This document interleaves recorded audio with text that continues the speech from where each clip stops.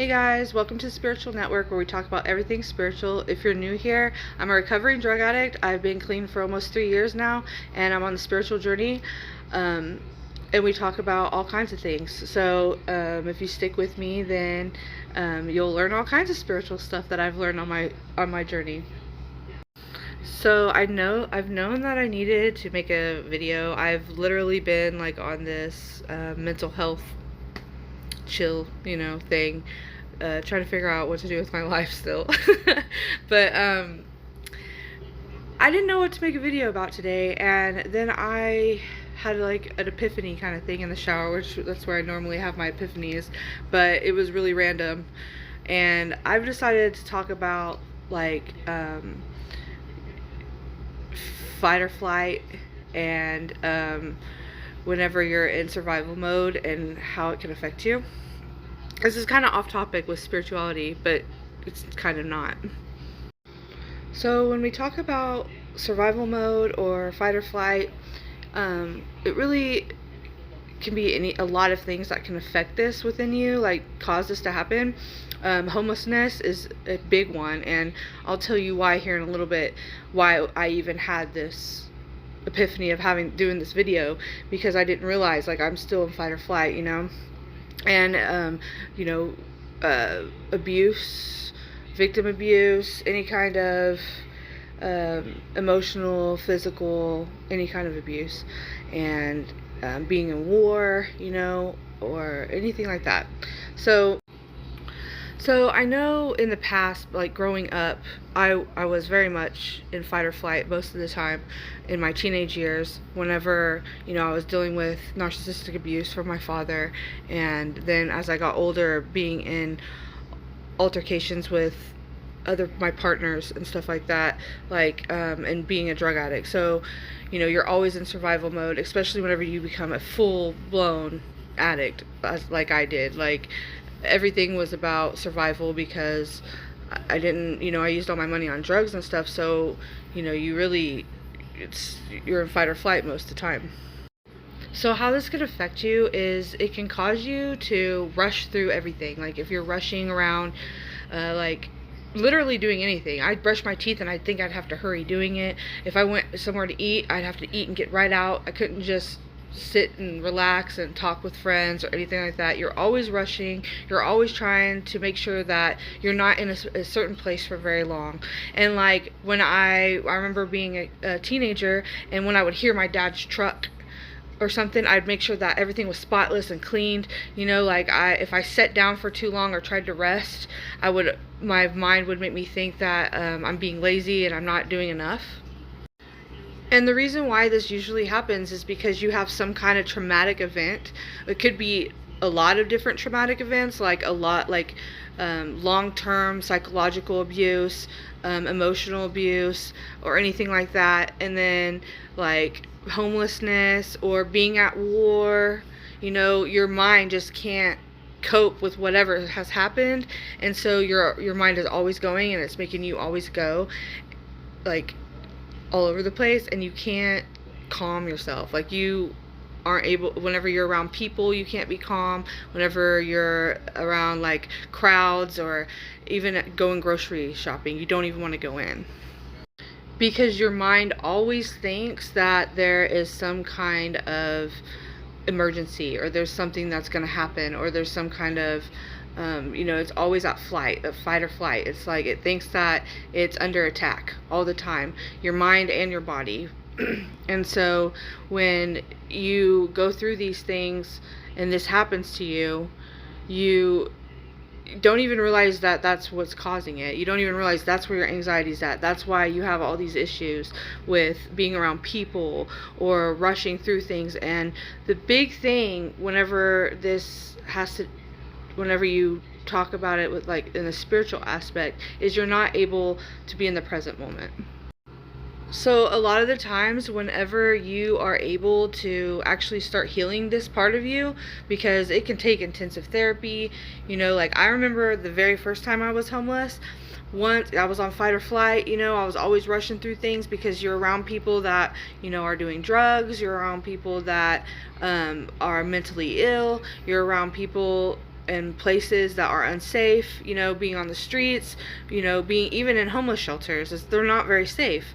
So you are automatically like, you won't take a long time to do anything. When you're taking showers, when you're brushing your teeth, when you're going to the soup kitchen to eat, you're in and out, because that's where all the drama lies, is when there's big crowds like that. So since you're, you know, on this fight or flight for so long, then whenever you actually get your place, because when I got my place, I slept for weeks. Like I was so, like, my mind, because at night in those homeless shelters, you don't sleep very well. So whenever I got my own place, man, I slept for 3 weeks straight.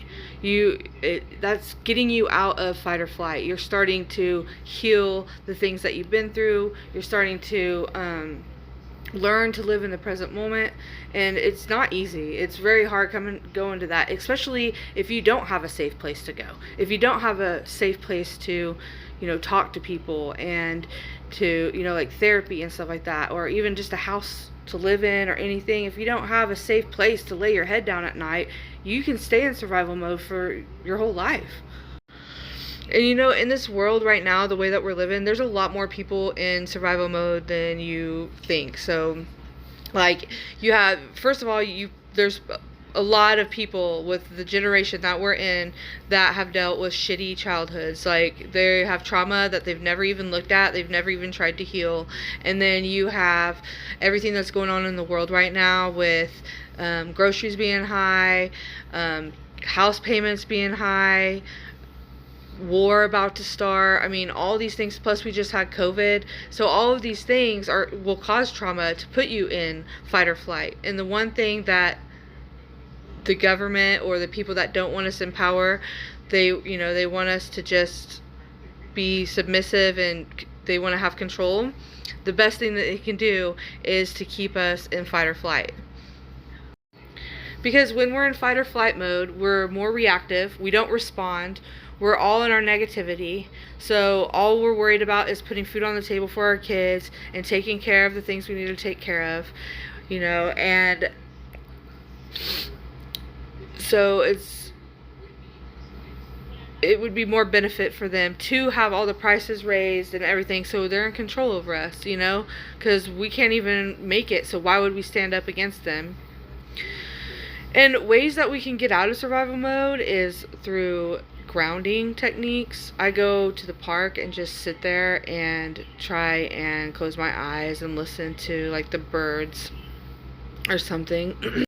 And disconnecting from everything around us. So everything's moving so fast, you know, and just slowing down. And that's what brings me to why I even made this video. So I was in the shower and I was just, you know, doing my hair, getting my hair done, and I was shaving so fast. I was like, oh my god, I'm gonna cut myself. And I'm like, why am I doing this? And I'm like, oh yeah, because I'm homeless.